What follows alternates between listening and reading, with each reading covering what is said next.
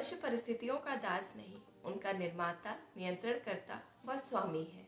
ये पंडित श्री राम शर्मा आचार्य जी का एक कोट है, जिसके अनुसार मनुष्य अपनी परिस्थितियों का निर्माण करता है, उसका नियंत्रण भी कर सकता है और उसका स्वामी भी बन सकता है, पर परिस्थितियों का दास नहीं है।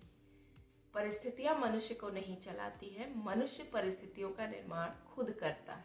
यहाँ पर अगर देखा जाए तो मनुष्य खुद जिम्मेदार होता है अपनी परिस्थितियों के लिए, पर अनजाने में वो खुद को ब्लेम करता है और ईश्वर को ब्लेम करता है अपनी परिस्थितियों के लिए। अच्छी परिस्थितियां तो वो अच्छे से भोगता है, सुख से भोगता है, ठीक है, लेकिन जब बुरी परिस्थिति आती है तो ईश्वर को ब्लेम करता है और खुद को कोसता है।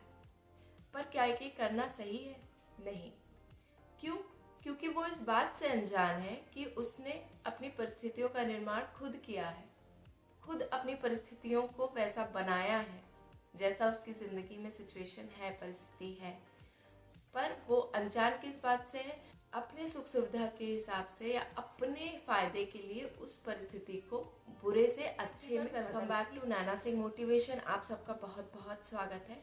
आज के इस वीडियो में हम यही जानेंगे कि कैसे बुरे परिस्थितियों को अच्छे के लिए मनुष्य इस्तेमाल कर सकता है। आइए एक छोटी सी कहानी के माध्यम से इस चीज को जानते हैं।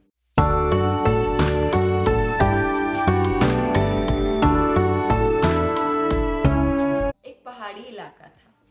वहां पर गांव के रास्ते से पहाड़ों से होकर एक नदी गुजरती थी।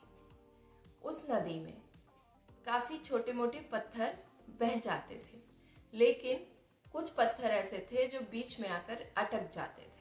तो वहां पर नदी का जो प्रवाह था पत्थर से होकर गुजरने का, वो धीमा पड़ जाता था। कई दिन से सिलसिला लगातार चल रहा था। एक दिन क्या हुआ, एक छोटा सा बालक ऐसे ही आकर नदी के किनारे बैठा हुआ था, कुछ कंकड़ पत्थर नदी में फेंक रहा था। तो नदी ने सोचा कि क्यों न मैं इस बालक से अपनी परेशानी कहूँ।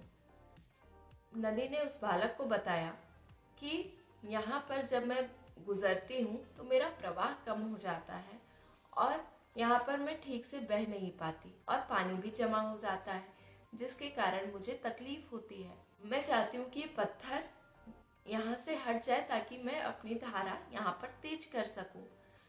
तो बालक बोलता है, आपको पत्थर हटाने की जरूरत नहीं है, आप अपनी धारा को तेज करिए और इस पत्थर के ऊपर से निकल जाइए, पत्थर हटाने की क्या जरूरत है। तो नदी बोलती है कि नहीं, मैं यहाँ पर ये पत्थर बड़ा है और मैं अपनी धारा को कैसे तेज करूँ, यहाँ पर आकर तो पानी इकट्ठा हो जाता है।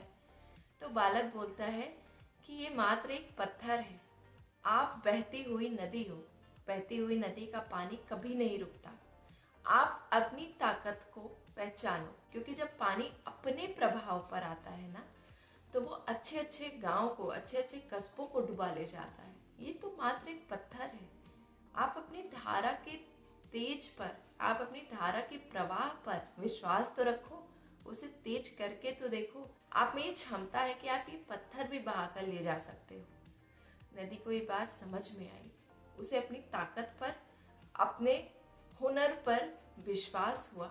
उसने अपनी धारा को तेज किया। कुछ दिन वो उस पत्थर से टकराकर खूब तेज से निकलती रही और अच्छे से निकल जाती थी, वहां पर पानी इकट्ठा नहीं होता था। पर कुछ दिन बाद क्या हुआ, कुछ दिन बाद उसके तेज धारा से वो पत्थर हिला और पानी में बह गया और वहां पर रास्ता जो है क्लियर हो गया। अगर आप यही सोचते रह जाएंगे कि अरे परिस्थिति खराब है, परिस्थिति खराब है, क्या करूं, कोसते रह जाएंगे, तो आप सिक्के का दूसरा पहलू नहीं देख पाएंगे कि परिस्थितियां आपको आपका हुनर बताने के लिए आती हैं।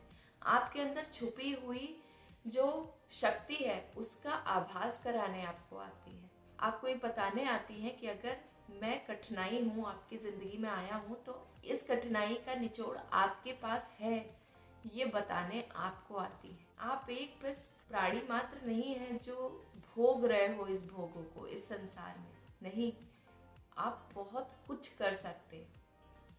आप एक एक चीज को, एक एक परिस्थिति को जो आप निर्माण कर रहे हो आप खुद उसको नियंत्रण में ले सकते हो, उसको मास्टर कर सकते हो, उसको अपने यूज़ के लिए इस्तेमाल कर सकते हो। अगर वीडियो आप सबको अच्छी लगी हो, यूज़फुल लगी हो, तो आप लोग प्लीज़ वीडियो को लाइक करा करिए और शेयर भी किया कीजिए। चैनल पर नए हैं तो सब्सक्राइब ज़रूर कर लीजिए। ठीक है, मिलती हूँ आपसे नेक्स्ट वीडियो में।